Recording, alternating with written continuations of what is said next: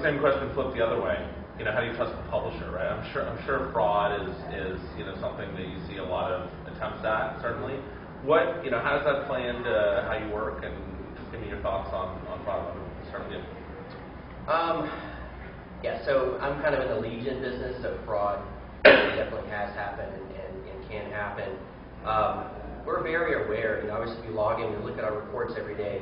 If there's a new publisher that kind of pops up, and there's some trends, we can tell by traffic, clicks, impressions, conversion rates. We look for these sorts of red flags, and we'll reach out to the publisher and try to acknowledge them either through email or through phone. We kind of have a series, you know, of follow-ups, and if we don't follow up after a certain period of time, we have to freeze. If we don't get back, if they don't get back to us, we have to freeze that activity and freeze payment. Okay. And that's worked well for us because most publishers that want to work with us, I understand a lot of them are very busy, but we'll get back to us usually within a 2-week period, and they definitely want to receive their check. Right. So it's something we take very seriously, and we've got to be cautious of, but we do have, you know, kind of the different, you know, things in place to kind of protect ourselves. Got it. Okay. Gary? Yeah, similar in our level. We have systems in place. We have our own teams that are focused on fraud, and again, it's part of it is the close relationship we have with the advertisers, and we're very aware and on top of what's happening. And it's usually very obvious when you can see certain spikes happening, and we're on top of that, and we work internally. We have a sort of an enforcement team aside that makes us clearly identifies to us if they think someone's suspicious, especially if someone may be even overriding cookies that they shouldn't be. We have an internal team that deals with that. And then it comes into, again, because we have such a good support system with our advertisers, we can quickly identify and fix that issue any fraud that suddenly pops up. Now, if I understand right, you pay mostly on a CPA basis, Yes. or entirely on the CPA Yes. basis. Well, we have a lead generation program, search generation program. Okay. We have completely separate to that, but yeah, on the affiliate side, it's mostly on a CPA basis.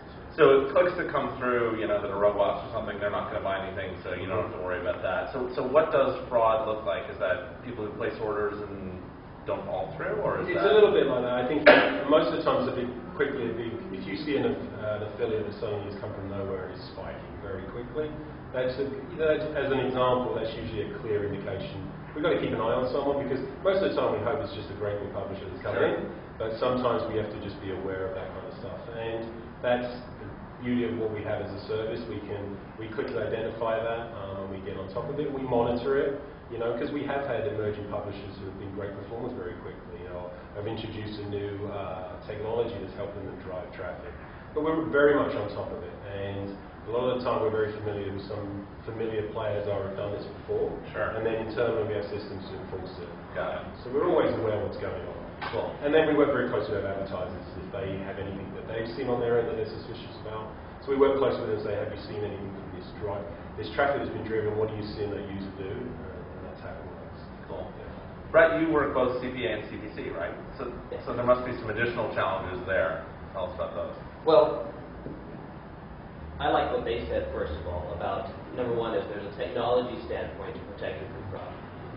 But, and Linktrust has a myriad of technological features that help to prevent fraud, hopefully before it happens, as well as detect it if it's occurring. But you can't ignore the most important thing, which is really not the technology, it's the personal relationship. It's the man-hunting. And you know, I've seen networks come and go because of fraud. And by and large, the ones that go, it's because they don't manage anything personally. They just sign up whoever signs up. They run whoever runs. They don't watch these spikes. Right. And they expect the technology to just tell them exactly who the Right. fraudulent publisher is. The technology is only so good as you can configure it, and even when you configure it properly, you still need to have a personal relationship. So my thoughts on this topic has always been, know who you work with, speak to them on the phone, never cut a check to somebody you haven't personally spoken with over the phone or have a relationship with. And again, because this industry is so relationship-based, it's not hard to find out about people. Right. And it's very easy to discover who's worked with this person and what is their reputation in the past. Okay. Let's shift to the future a little bit. What do you think's coming? What's the next big development you know, that's going to happen in the industry? I think one of the next ones is already here, and that's mobile. Mobile tracking, mobile offers, mobile-to-mobile advertising. Mobile now is what internet tracking used to be 8 years ago. It's in its infancy, but it's exciting and it's really taken off. And we found that we've had a great amount of demand from new clients who are trying to get into the mobile space, trying to track mobile app downloads, or trying to track their conversion rates from one mobile app advertising into another mobile app's advertising. And so, to me, that's very exciting because obviously mobile devices are exponentially getting larger and larger and larger across the globe, Sure. And vastly outpacing the PC and the desktop and things like that. So, that to me is one of the most exciting new ventures in online marketing. Cool. Gary? I can't agree more with that. I think that's exactly what we're seeing as mobile is just becoming more and more relevant. And, overall as an industry, you've got to remember what we're seeing as a network, we're outpacing what normal e-commerce growth is doing, and that's a wonderful thing overall for the affiliate marketing world. So that's a great thing as well. People are starting to see the value of affiliate marketing. It's not so much an education process now with certain marketing teams who are looking online, and that's a great win for us. But I do agree, I think mobile especially we're seeing some exciting things there, and we're very well equipped to deal with that, and we're always looking for publishers who are very strong in that. And a lot of the publishers that we already work with are starting to see that, and that's their roadmap for this year especially, to really get strong in mobile, because most of our advertisers are really demanding it and asking for it, and we more than want to facilitate that for them. Cool. Phil? Mobile, no doubt, is a hot topic right now. It's we have a mobile app as an advertiser, but we don't anticipate folks completing an application on their mobile device. But what we do is we collect basic census data, shoot them an email, so when they do get to a Mac or a PC, they can complete the transaction there. But Can you give affiliate credit back to that publisher? we're working on that. That we haven't launched that yet. We're trying to tie up the tracking internally so that we can work with our networks on that. Cool. But we're headed that direction, and we're working quickly on that. But that's back to your original question. That's really the hot topic that pops into my mind: are tablets, mobile. Everybody's on the go. Everybody's here and there, airports, whatnot. So that's.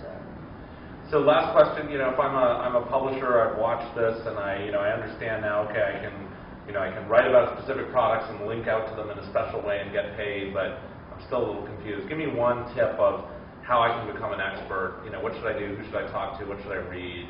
To get better as a publisher. Industry conferences kind of pop into mind. One of my mentors, Sean Collins, has a conference called Affiliate Summit. Really, any of those types of industry conferences can be good to go out, go to the workshops, maybe find some books on affiliate marketing that are pretty recent. Even the older ones are pretty current. Okay. That would be my tip. Awesome. Gary? Yeah, as Rakuten Linkshare, what we do is we have a lot of education programs that we're starting to provide, and they're from webinars to really help the publishers develop. And like I said before, we have a very dedicated net development team that wants you to develop within our network. We're always looking to valuable publishers to come in. But I agree, come to a lot of the trade shows and the seminars and things like that. We have our own symposiums that we do. We have one in June, the Symposium East in New York, which is always great. And really get yourself visible out there in the affiliate world. That's the best way to do it, and learn what's going on. Okay. Brett, last word. I think for me, it's about finding a mentor, finding somebody who's successful in the space, and that might be somebody that you met at a show.